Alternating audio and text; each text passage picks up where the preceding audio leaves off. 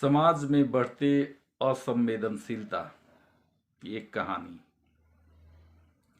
Actually हुआ क्या है, हाल के वर्षों में अब तक जो हम देखते आए हैं, स्वाभाविक है, जो हम देखते हैं हम उसी चीज पर विश्वास भी करते हैं।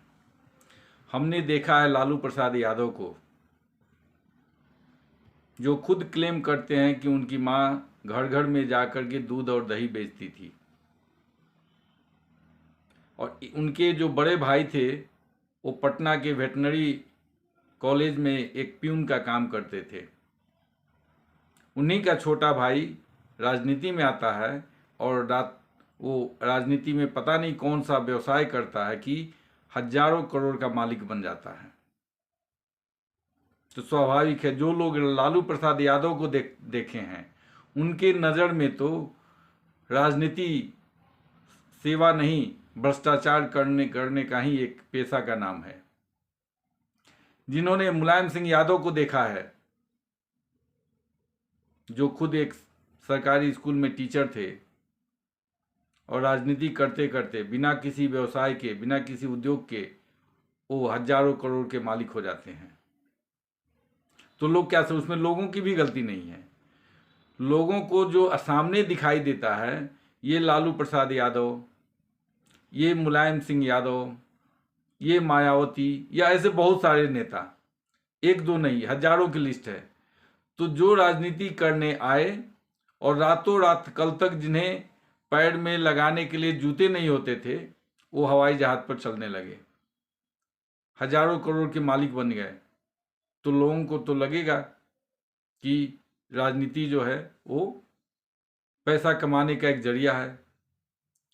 लेकिन ऐसे में ही कुछ इसी इन्वायरमेंट में, इसी वातावरण में, इसी समाज में कुछ कुछ ऐसे नेता भी हुए हैं जो वर्षों सत्ता के इर्द गिर्द रहे, सत्ता के केंद्र में रहे, लेकिन वो जैसे पहले थे उसी में उनका निधन भी हो गया, लेकिन उनके पास कोई संपत्ति नहीं रही।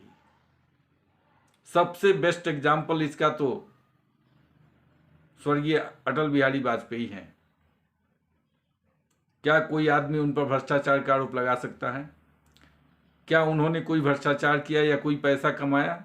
नहीं। अभी के जो प्रधानमंत्री हैं नरेंद्र मोदी, 20 वर्ष से वो सत्ता में है, लगभग 20 वर्ष हो गए उनका, 20 वर्ष से ज़्यादा कहिए, 20 वर्ष से वो सत्ता में है। कभी मुख्यमंत्री रहे और कभी 8 साल से प्रधानमंत्री हैं। उसके पहले भी भाजपा के टॉप लीडर में उनकी गिनती होती थी, चाहे जब वो गुजरात में थे तब, या फिर जब केंद्र में आए तो तब। मैं उन्हें टीवी डिबेट में खास करके प्रणव रॉय के साथ, जो बीबीसी में, उस समय एनडीटीवी नहीं हुआ करता था, तो बीबीसी में एक प्रोग्राम होस्ट करते थे प्रणव रॉय, उस प्रोग्राम में भी नरेंद्र मोदी आते थे और तब से मैं उन्हें सुन रहा हूं। कहने का मतलब कि 20 साल से तो सत्ता में है और उसके बहुत पहले से वो बहुत ऊंचे पद, मतलब पार्टी के अंदर काम कर रहे थे। फिर भी आज भी उनके पास पैसे के नाम पर ऐसा कोई संपत्ति नहीं है। जो बार बार उन्होंने कहा कि जब वो गुजरात से आने लगे तो उन्हें, उनके पास जो पैसे बचे थे, उस पैसों को भी उन्होंने वहां के जो कर्मचारी थे उनके बच्चियों को पढ़ाने के लिए दान कर दिया। जो गिफ्ट मिलते हैं अभी तक, उनको जो गिफ्ट मिलता है, बाहर कहीं जाते हैं तो जो लोग उन्हें गिफ्ट देते हैं, उसका भी वो ऑक्शन करते हैं, और उस ऑक्शन करके जो पैसे आते हैं उसे भी वो गर्ल्स चाइल्ड एजुकेशन में खर्च करते हैं। क्या आपने इसके पहले भी किसी प्रधानमंत्री को ऐसे करते देखा है? तो आप बता दें। लेकिन जिन्हें लालू यादव, मुलायम सिंह यादव और मायावती को देखने की आदत हो गई हो, उन्हें कैसे विश्वास कराया जाए कि हर नेता वैसा नहीं होता?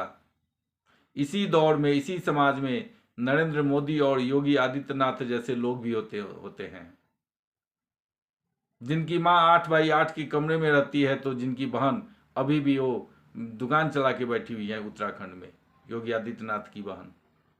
लेकिन जनता है कि इस पर विश्वास करने को तैयार नहीं।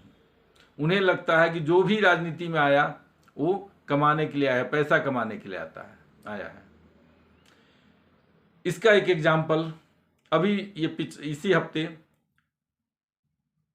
नरेंद्र मोदी एक वर्चुअल रैली को संबोधित कर रहे थे।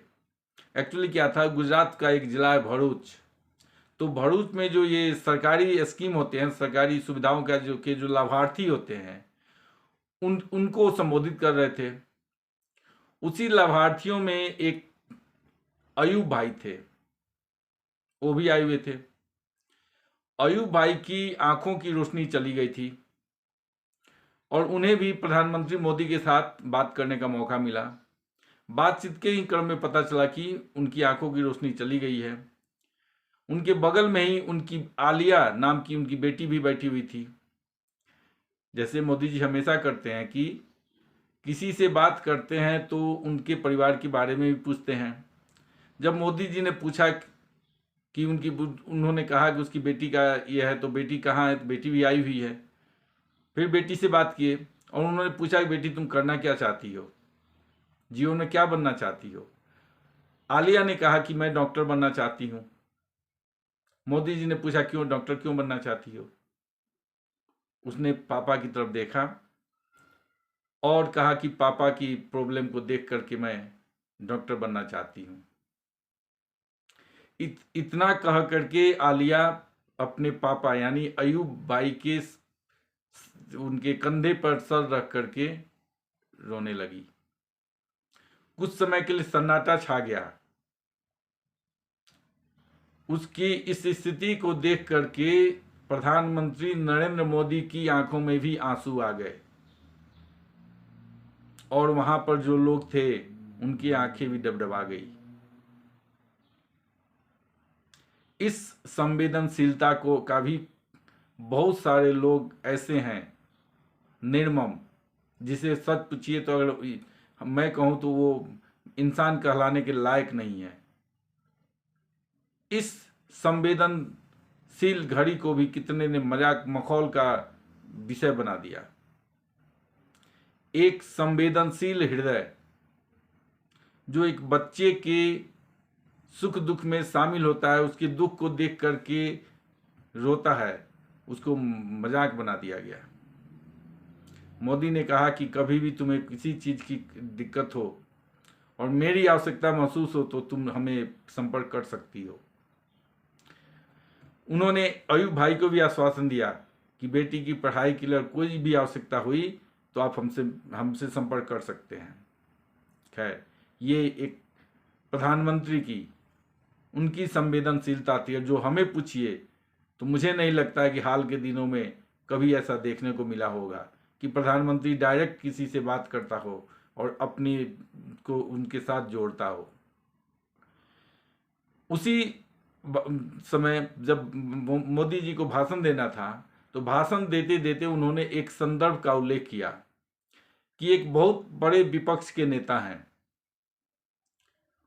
जो उनसे मिलने गए और मिलने के बाद मोदी जी को कहा कि मोदी जी 2 बार तो आप प्रधानमंत्री बन गए, अब क्यों इतना मेहनत करते हो, क्यों दिन रात करते हो, छोड़ो, जो होना था अब तो हो गया, अब इससे ऊपर तो कुछ है नहीं।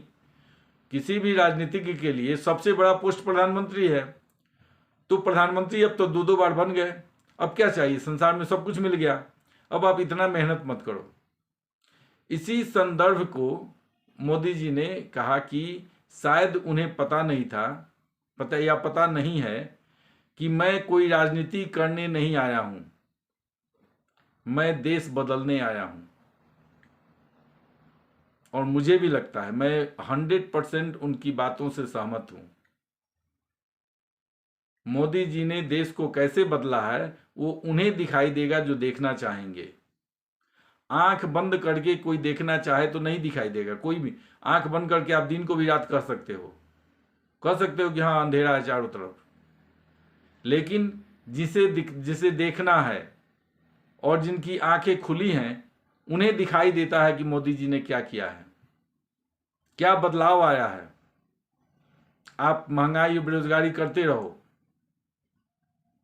लेकिन रियलिटी यही है कि भारत में जो परिवर्तन मोदी जी ने लाया है वो बहुत ही दूरगामी है। अब इसका भी बहुत सारे ऐसे मूर्ख बहुत ऐसे मक्कार लोग भरे हुए हैं सोसाइटी में, इसका भी मजाक बना रहे हैं सोशल मीडिया पे। और ये उनकी गलती भी नहीं है। उन्हें लगता है कि नहीं, एक तो उनकी आंखों पर किसी अपने जो जिस राजनीतिक दल के गुलाम हैं उसका चश्मा लगा हुआ है, तो उसी चश्मे से वो देखते हैं। और जिन्हें आदत पड़ गई है बेईमानों के साथ राजनीति करने का, भ्रष्टाचारियों के साथ राजनीति करने का, परिवारवादियों के साथ राजनीति करने का, उन्हें विश्वास ही नहीं होता है कि ऐसा भी कोई आदमी होगा जो कहता है कि मैं राजनीति करने नहीं बल्कि देश बदलने के लिए आया हूं। जबकि अधिकांश नेता क्या बोलते हैं कि हम राजनीति करने तो आए हैं। इसीलिए जिनके समझ में ये बात आ ही नहीं सकती, वो सोच ही नहीं सकते हैं कि ऐसा भी हो सकता है। और जहां तक मेरा जो अनुमान है, हो सकता है मैं गलत हो जाऊं इस मुद्दे पर, लेकिन मुझे अनुमान है कि हाल के दिनों में बहुत बार ऐसा हुआ है कि नरेंद्र मोदी से जो एक बहुत बड़े नेता हैं महाराष्ट्र के, शरद पवार, वो मिलने गए थे। और हमें लगता है कि शायद शरद पवार के बारे में ही वो बोल रहे थे। और सच पूछिए तो शरद पवार का विश्लेषण आप कीजिए, उनके बारे में जानिए। ठीक है, वो बहुत बड़े किसान नेता के रूप में जाना जाता है उन्हें, लेकिन हमें जानने का क्राइटेरिया ये है कि वो कितने बार जीत के आए हैं, कितने बार मंत्री, केंद्रीय मंत्री बने हैं और कितने बार महाराष्ट्र के मुख्यमंत्री बने हैं। लेकिन अगर उनके बारे में आप गहराई में जाकर देखेंगे तो भ्रष्टाचारियों की सूची में उनका भी नाम आएगा। स्वाभाविक है कि वैसे नेता समझ ही नहीं सकते हैं कि हाँ, नरेंद्र मोदी क्या कर रहे हैं। एक ऐसा आदमी जो 20 साल से सत्ता में है और सत्ता के शीर्ष पर है, कभी जब जब गुजरात में थे तो गुजरात के मुख्यमंत्री रहे 12 साल और 8 साल से प्रधानमंत्री हैं। 20 साल में एक दिन ऐसा नहीं हुआ जब उस आदमी ने कभी अपने लिए छुट्टी ली हो। एक दिन कहते हैं, एक दिन के लिए भी। जो आदमी अनवरत 24 घंटे 7 दिन देश विकास के लिए, देश के बारे में सोचता है, देश के लिए काम कर रहा है, वैसे आदमी के बारे में वही उसका मूल्यांकन कर सकता है जिनकी आंखें खुली हुई हो, जिनकी आंखों पर किसी भी ढंग का कोई पर्दा लगा है, कोई दूसरा चश्मा लगा है। वो कभी भी नरेंद्र मोदी को नहीं समझ सकते हैं। हमें जब उनके जो ये सोशल मीडिया पर जब मैंने देखा लोगों के रिएक्शन, तो सचमुच बहुत दुख लगा कि ये वही लोग हैं जो न खुद कुछ करते हैं, खुद सत्ता की दलाली करते हैं और बाद में कहते हैं कि हाँ, नेता भ्रष्ट हैं। नेता को भ्रष्ट बनाने वाले यही उनके कार्यकर्ता होते हैं, क्योंकि नेता को चुनाव जीतने के लिए कार्यकर्ता को पालना पड़ता है और उसके लिए नेता भ्रष्टाचार करते हैं। तो सोचिए, अगर आपको स्वच्छ नेतृत्व चाहिए तो सिर्फ नेता से एक्सपेक्ट करने से नहीं होगा, हमें भी निष्पक्ष होकर के और जो काम कर रहे हैं, जो ईमानदारी से काम करते हैं, उनके साथ खड़ा होना होगा। क्या बिगाड़ दिया है नरेंद्र मोदी ने आपका? हम तो कहते हैं कि कभी मनमोहन सिंह को आपने किसी प्रधानमंत्री के साथ, किसी आम जनता के साथ बात करते हुए देखा है तो बता दो। किसी आम जनता की समस्या का समाधान करते हुए देखा है तो बताओ। किसी और मुख्यमंत्री को ऐसा करते हुए देखा है तो बताओ। जो कंडीशन उत्तर प्रदेश में योगी आदित्यनाथ ने किया है और देश में नरेंद्र मोदी ने किया है, अगर इस प्रकार की शासन प्रणाली देखने को मिली हो तो बताओ। लेकिन अगर आपको ये अच्छा नहीं लग रहा है तो इसका मतलब कहीं ना कहीं आपकी जो आपके मन में जो है वो कुछ गलत है। और हम यही कहेंगे कि किसी प्रधानमंत्री की संवेदनशीलता को समझिए। वो आदमी अगर भावुक होता है तो ये नौटंकी नहीं है, वो गरीबी के दर्द को झेला है, खुद गरीबी से निकला है। तो जब किसी गरीब की व्यथा को सुनता है तो उसकी आंखों में एक जो उसका जो मार्मिक जो यह है, उसका जो यह निकल आता है, उसकी संवेदना निकल आती है। उसका मजाक मत बनाओ। वैसे ही अगर वो नरेंद्र मोदी कहते हैं कि मैं राजनीति करने नहीं आया हूं, तो मुझे तो लगता है कि इस बात तो सही है। और जो जनता वोट दी है नरेंद्र मोदी को, वो भी मोदी जी को ये आलू टमाटर का दाम कंट्रोल करने के लिए नहीं भेजी है, उन्हें वहीं 370 हटाने के लिए भेजी है, सांस्कृतिक क्रांति लाने के लिए भेजी है, राष्ट्र का गौरव स्थापित करने के लिए भेजी है। आज जो विदेश नीति में संसार में डंका बज रहा है, उसी के लिए नरेंद्र मोदी को चुना गया है। ये आलू टमाटर का दाम ठीक करने के लिए नहीं भेजा गया है। इसलिए अगर सच में राष्ट्र के प्रति थोड़ा भी भक्ति है, प्रेम है, तो मोदी का सपोर्ट करो। मोदी का आलोचना करके कुछ नहीं मिलने वाला है।